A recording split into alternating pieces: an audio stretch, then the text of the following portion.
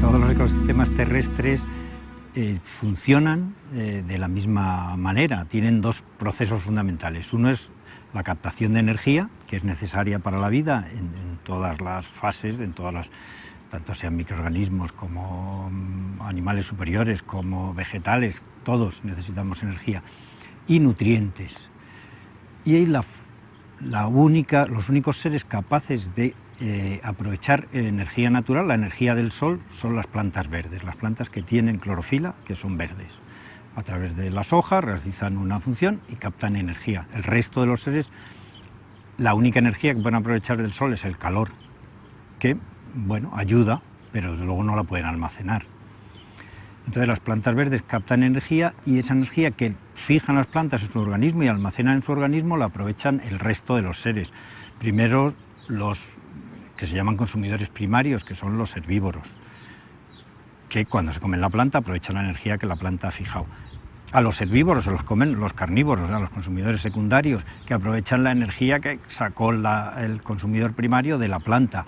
Y si hay uno que se coma al carnívoro, pues también aprovecha energía, se lo coma vivo o muerto. O sea, por ejemplo, un necrófago, un buitre, está aprovechando la energía que aprovechó la oveja al sacarla de la planta que tomó del sol. Esa es la cadena alimentaria, lo que suele llamar cadena trófica o pirámide trófica. Los nutrientes los toman las plantas por sus raíces del suelo y cuando a la planta se la come el herbívoro está tomando también los nutrientes.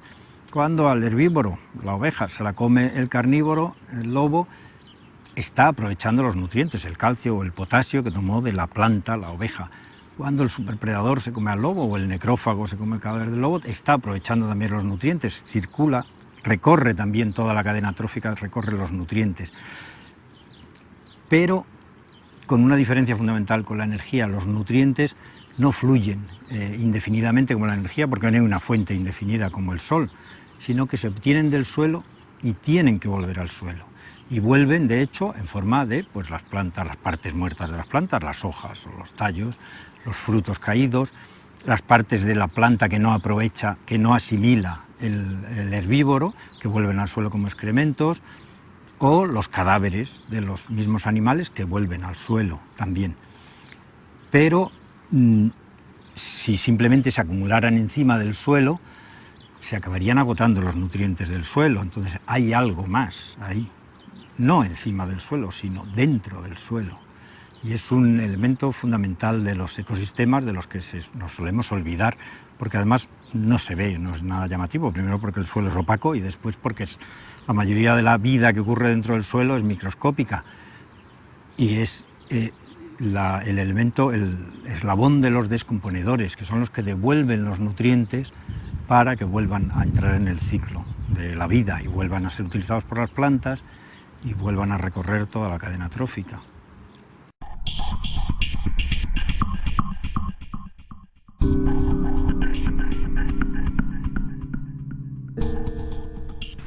Pues el suelo es difícil de entenderlo porque es un criptosistema, no se ve, es el único, la caja negra de un sistema agrario. Entonces, puedes pensar que ahí es donde radica la clave del funcionamiento del sistema agrario a través del manejo de la materia orgánica y la creación de un suelo vivo. Y eso es un arte, y los agricultores lo saben. Si tuviéramos que definirlo de alguna forma, podríamos decir que el suelo es un medio heterogéneo, compuesto por tres fases, básicamente la fase sólida, que es la fase mineral, en la que se forma, que es la base de la estructura del suelo, de la arquitectura del suelo, una arquitectura que permite un espacio poroso que posibilita la vida, la dinámica de agua, la dinámica de gases.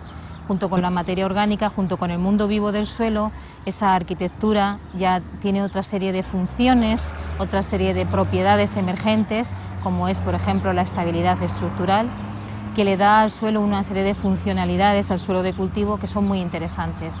La fase líquida, que es la solución del suelo, y la fase gaseosa. El suelo no solamente es un medio, un sustrato para las plantas, sino que el suelo es un componente básico para la biosfera. No solamente es el depositario de la mayoría de la biodiversidad en el planeta, es el sustrato físico en el que se establecen todas las actividades humanas, actividades industriales, actividades lúdicas. La vida se establece sobre el suelo. Y por otra parte es un regulador para que la vida se dé con esta dinámica en la que podemos vivir los seres vivos, en las que la biosfera se desarrolla.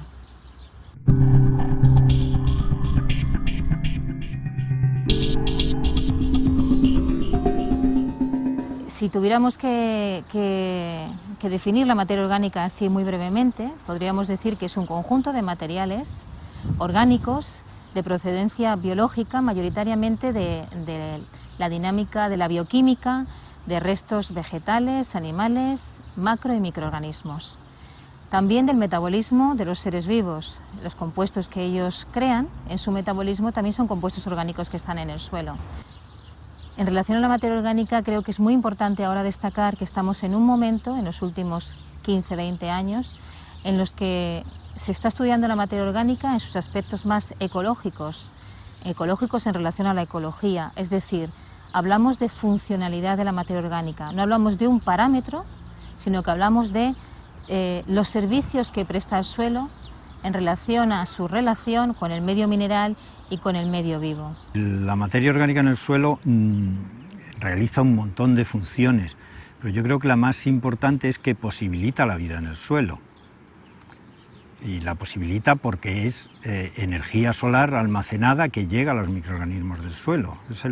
Yo creo que es el elemento principal. Además, pues colabora en mejorar la porosidad porque facilita los agregados, incrementa la absorción de agua, la retención de agua, mejora el pH, porque tiene un poder tampón muy grande, tiene una serie de ventajas químicas, pero yo creo que la más importante, y sobre todo desde el punto de vista biológico, es la de que es la energía que necesitan los seres del suelo para vivir.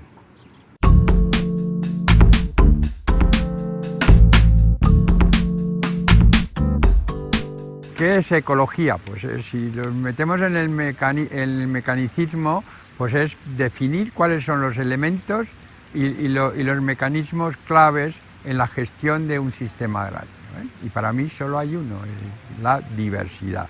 Y la diversidad está en el suelo y está representada, como ya he dicho varias veces, en la fauna del suelo, es decir, con diferentes aspectos funcionales, es decir, tanto en la transformación de la materia orgánica como en el mantener el equilibrio y indiscutiblemente los fitoparásitos, que hemos visto que lo hemos transformado en los herbívoros del suelo, es decir, las ovejas que en el suelo podan las raíces para que broten y tengamos una mayor capacidad. En un gramo de suelo asociado a las raíces de las plantas pueden vivir 80-90 millones de células microbianas.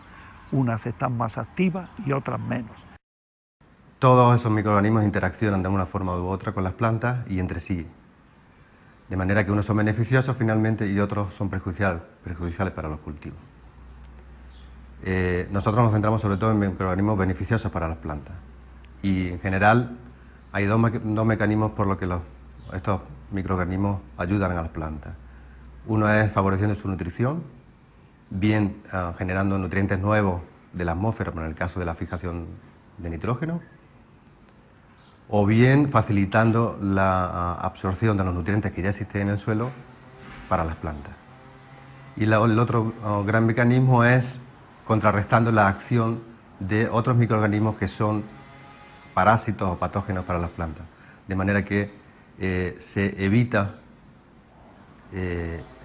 la acción negativa de todos esos microorganismos. Las micorrizas es el resultado de una asociación simbiótica, que significa vivir en común, con beneficios mutuos para ambos componentes, y los componentes son las raíces de las plantas y determinados hongos del suelo, llamados por ello hongos formadores de micorrizas.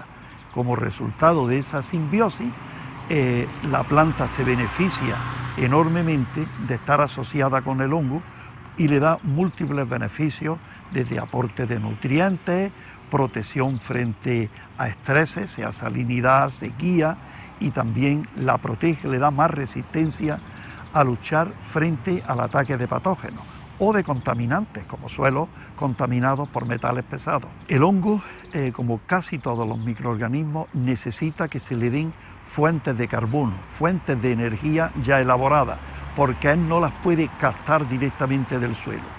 Entonces la planta se lo da y la planta se los prepara por medio de la fotosíntesis, que es lo que le va a dar compuestos carbonados a la vida y energía a la vida de la planta, y también se los transfiere en la raíz al hongo, que vive en simbiosis con la planta.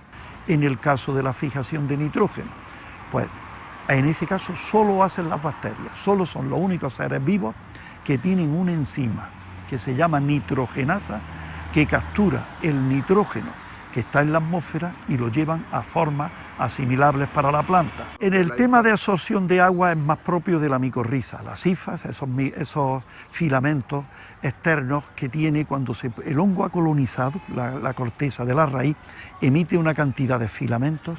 Para hacernos una idea, 1 centímetro de raíz micorrizada puede tener 1 metro de esos filamentos. O sea, hemos multiplicado enormemente su capacidad de captar nutrientes y agua. El nitrógeno es, después del carbono, el elemento estructural más importante de los seres vivos. Forma parte de los ácidos nucleicos y sobre todo de las proteínas. Y por tanto todos los organismos necesitan nutrirse con nitrógeno en cantidades importantes. Las plantas no les pasa igual, y cuando no tienen suficiente nitrógeno, en el caso de un agricultor, hay que aportárselo externamente. Los fijadores de nitrógeno lo que hacen es captar el nitrógeno molecular de la atmósfera, que es abundantísimo. 70% del nitrógeno, de los gases de la atmósfera son nitrógeno molecular, y convertirlo en amonio o amoníaco, que pueden ser usados directamente por las plantas, ¿no? De manera que se hace independiente de los niveles de nitrógeno en el suelo. Esto, desde el punto de vista agrícola y ambiental, es importantísimo, porque tiene dos grandes contrapartidas. Por un lado, dejamos de aportar nitrógeno a los suelos, el nitrógeno fertilizante, del cual como mucho la planta va a aprovechar el 50%, el resto, el otro 50%, se pierde por lixiviación o se pierde en forma de óxidos de nitrógeno que contribuyen al efecto invernadero. Y por otro lado, si no aportamos nitrógeno al suelo, dejamos de fabricarlo, con el consiguiente ahorro energético. Aproximadamente se necesita 5 toneladas de petróleo para producir 1 tonelada de nitrógeno fertilizante, ¿no?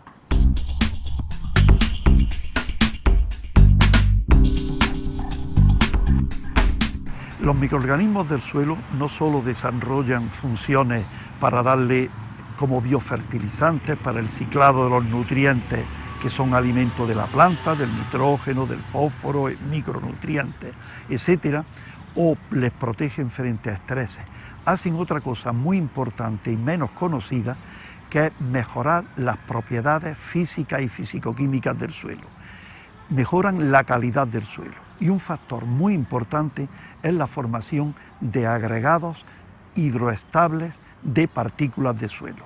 Para que lleguen a un tamaño ideal, intervienen ciertos compuestos que liberan las bacterias y que sirven como gomas, para entendernos, y fijar partículas, y luego esos filamentos característicos de los hongos, en ciencia se llaman hifas, y actúan con ese filamento, rodea y llega a obtenerse unos tamaños de partículas agregadas de una gran calidad y resistentes al agua, lo que mantiene unas propiedades físicas extraordinarias para que se produzca bien el enraizamiento, se mantenga lo que se llama la estructura del suelo, etc. La agregación del suelo es una función dinámica de los suelos, de todos los suelos. La agregación es la consecuencia natural de las sinergias que se establecen entre el medio mineral y el mundo orgánico. Y dentro del mundo orgánico, básicamente, los agregados que nosotros conocemos y que están más en relación con nuestro estabilidad estructural en los suelos de cultivo son los agregados que se establecen entre las sustancias húmicas y la parte mineral del suelo. Los agregados se pueden formar también por la acción de macroorganismos como la lombriz de tierra en sus deyecciones. La lombriz con los mucílagos que fabrica en su intestino hace que esas deyecciones tengan una serie de componentes que permiten una agregación, un pegamento de esa parte mineral y esa parte orgánica. Las uniones que también se establecen entre los componentes que segregan ciertas plantas en la rizosfera o bien con las hifas de los hongos también permiten una agregación. De ahí, por ejemplo, la importancia de los abonados en verde. Pero esa agregación tiene un tiempo determinado. Nosotros podemos manejar la agregación del suelo con un manejo agrícola específico dependiendo del tiempo de separación que tengamos entre cultivos o de qué es lo que queramos hacer para ese suelo con una prontitud o con una lentitud determinada. Quizás el buscar agregación del suelo sea uno de los objetivos más importantes a la hora de manejar el suelo.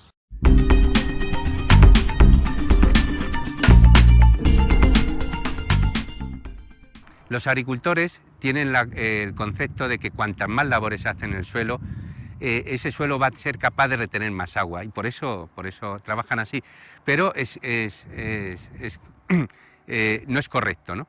Cuanto más labras el suelo, más aire metes en el suelo y por lo tanto menos microporos tiene. El agua se acumula en los microporos y el aire, lo que tienen los macroporos son aire. Y lo que favoreces con ese aire es la actividad biológica del suelo, o sea, aumentas la actividad biológica del suelo y por lo tanto consume más carbono ese suelo. Y lo que ocurre es que en esos suelos que se ha labrado profundamente o que se ha metido mucho aire al sistema, es que vamos a tener una fertilidad potencial importante porque hemos mineralizado esa materia orgánica que va a ser una fuente de nutrientes para el cultivo. Pero en agricultura ecológica lo que tenemos que ir es a la sostenibilidad, o sea, mantener esos suelos con esos niveles de materia orgánica, con esos niveles de actividad biológica de forma constante.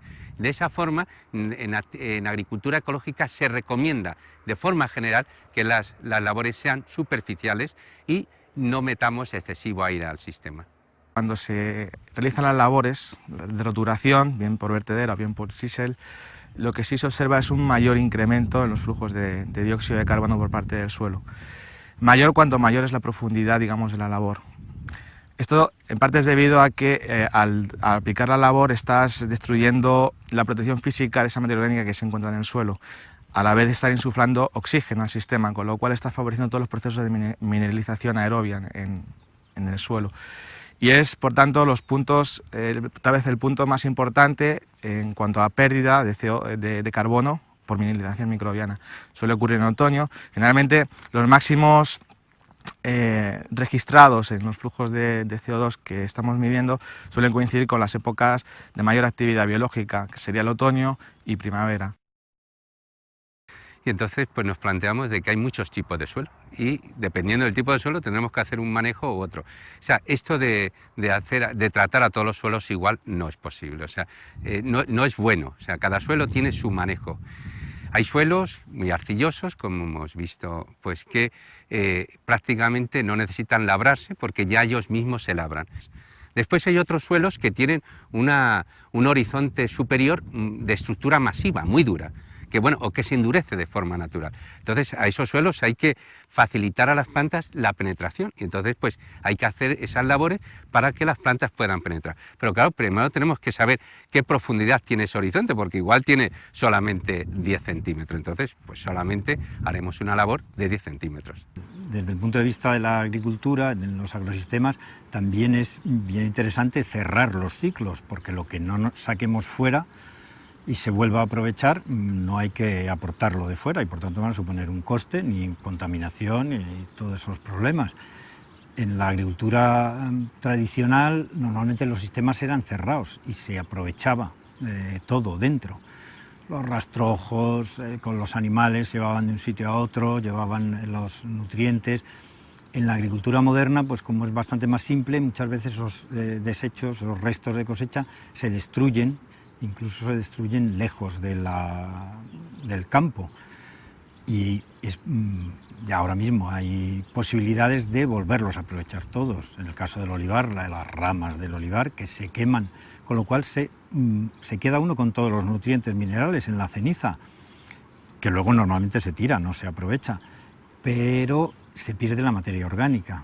Y en el suelo no solo es importante aportar nutrientes, devolver nutrientes, sino aportar materia orgánica pues necesaria para la vida.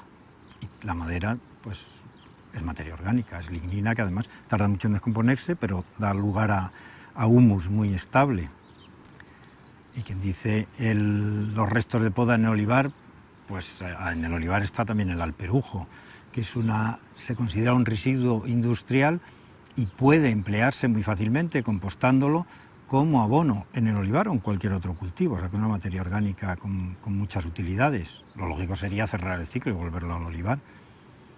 Y lo mismo ocurre con la paja en los cereales o con las cañas de maíz, si se trituran.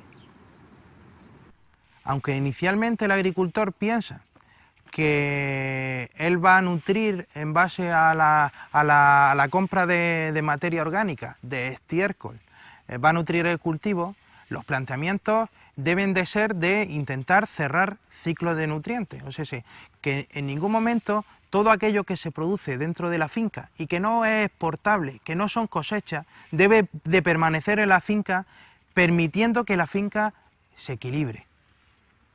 Una de las ideas que se nos ocurrió para intentar cerrar los ciclos de nutrientes dentro del invernadero era ver hasta cuánto nos costaba gestionar los restos de cultivo. Es decir, cuánto me cuesta a mí como agricultor soltar cada una de esas rafias, o cómo tengo que hacerlo para que el proceso sea rentable. El volver a recuperar la materia orgánica en estos sistemas trae consigo un cambio en el manejo de los tiempos y volúmenes de riego. Este tomate que tenemos aquí, os puedo contar que ha llegado a este estado con 6 riegos. Es decir, hemos regado solo 6 veces. Totalmente diferente la forma de manejar a lo que los sistemas convencionales nos establecen. No, hay que mimar la planta, hay que ponerle el agua necesaria para que esa planta nunca se estrese. No, es decir, nuestro deber y nuestra forma de ver el sistema es que nosotros tenemos que sí, darle condiciones al suelo para que las raíces exploren ese suelo en función de las necesidades de agua, pero no estar continuamente aportándole agua. De hecho, los agricultores que nos vienen manejando o que nos manejan con volúmenes de riego adecuados y manteniendo una periodicidad entre los riegos, un tiempo entre riego y riego adecuado, no tienen problemas de enfermedades de suelo asociados a la disponibilidad de agua. No tengo agua en exceso y esas plantas tienen un sistema radicular muy potente. Estamos en el experimento más antiguo de España. Empezamos en el año 91, el más antiguo en España de agricultura ecológica en cultivos herbáceos, ¿no? Ya tiene 17 años. Cuando empezamos a trabajar en agricultura ecológica, el primer objetivo que teníamos era cómo vamos a eliminar las hierbas y cómo vamos a dar nutrientes, cómo vamos a aumentar o mantener la fertilidad de esos suelos, ¿no? Lo que vimos es que la estrategia que empleamos en una primera fase fue rotaciones de cultivo.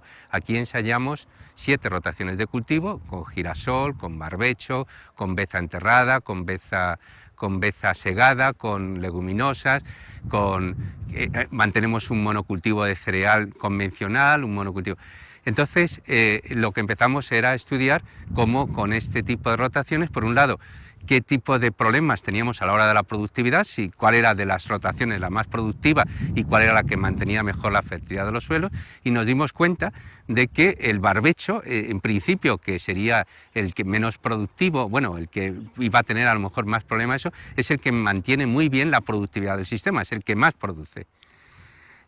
Porque lo que hace es, el año que está de barbecho lo utilizamos para que todos los organismos que están en el suelo se dediquen, toda esa energía se dedique a descomponer, a reciclar los nutrientes de la paja que hemos incorporado en el sistema. Porque este sistema funciona casi cerrado. Lo que hacemos es incorporar la paja en todas las parcelas, y en las parcelas que hay leguminosas pues se deja el nitrógeno fijado por las leguminosas. Y no se incorpora ningún otro producto externo al sistema. Y en un principio vimos a ver si el sistema podía funcionar así. y bueno, pues ha funcionado relativamente bien. El control de hierbas, bueno, pues hemos analizado cómo han ido evolucionando las hierbas y hay rotaciones que controlan mucho mejor la hierba que otras. Las peores rotaciones que peor funcionan aquí, pues sería la rotación con garbanzo, que es la que más hierba tiene, y después la rotación con beza enterrada, porque la beza enterrada, a diferencia de la otra que la siega, la beza enterrada incorpora las semillas al sistema y por lo tanto seguimos teniendo, desde el punto de vista del suelo es mucho mejor, porque le metemos más nutrientes al sistema, pero desde el punto de vista de control de hierbas es peor. La productividad de los sistemas, pues aquí la que más produce pues sería la beza, el cereal en barbecho, que viene a producir unos 2.200 kilos. Después vendría la beza segada para heno, que viene a producir alrededor de unos 2.100 kilos. Después la beza enterrada, la beza girasol, pero todas las rotaciones ecológicas producen más que esta parte en la que estamos ahora mismo, que es monocultivo de cereal, que se echa abono y que se utiliza herbicida para el control de hierba. Pero además energéticamente es mucho más caro. El otro viene a costar el doble o incluso el triple energéticamente más caro que esto. Esto hace que ese tipo de agricultura, la agricultura convencional, sea muy eficiente en zonas donde la pluviometría es más alta, como pueden ser los países del norte. Pero en nuestras regiones semiáridas la agricultura convencional es muy poco eficiente. Incluso diría que además de ser poco eficiente es contaminante, porque claro, todos esos nutrientes que nosotros no tomamos son lavados por las aguas de invierno y que terminan en nuestros arroyos, en nuestros ríos. El manejo de cubiertas herbáceas en agricultura, en general, más interesante en los cultivos leñosos porque tienen más espacio abierto, es multifuncional. Son multifuncionales las cubiertas herbáceas porque suponen diversidad vegetal y por tanto aumento de la diversidad, porque fijan energía que va a ser útil para la vida en el suelo, o sea, van a aportar materia orgánica al suelo, en definitiva, facilitan la infiltración de agua a través de las raíces, pero sobre todo, y la labor principal, visto desde el ambiente mediterráneo, que es en el que nos movemos, fundamentalmente, es la protección del suelo contra la erosión. Es la barrera más eficaz. Son en realidad microbarreras que se ponen a la escorrentía. Entonces hay una diferencia abismal entre suelo desnudo, suelo cubierto con vegetación. Y cuando el problema ambiental más grave de la agricultura mediterránea es la erosión, la pérdida de suelo por arrastre por el agua, pues contar con un sistema eficaz es fundamental. La agricultura del futuro es una agricultura basada en criterios ecológicos y eso es simplemente hablar de ecología de los sistemas agrarios y por lo tanto de agroecología. Uno de los aportes importantes de la agroecología a la ciencia convencional es nuestra visión del suelo, nuestra visión del suelo global, nuestra visión del suelo en sus interrelaciones más que en componentes individuales. La perspectiva del suelo como un soporte de la planta, como un proveedor de nutrientes, es una perspectiva obsoleta que ha pasado a la historia en la mayoría de las escuelas de agronomía. Desde la agroecología nosotros hemos ofrecido una visión del suelo en el que las interacciones entre los componentes del suelo son lo que verdaderamente produce esos servicios que el suelo presta al agricultor y en general los servicios que el suelo presta a la biosfera.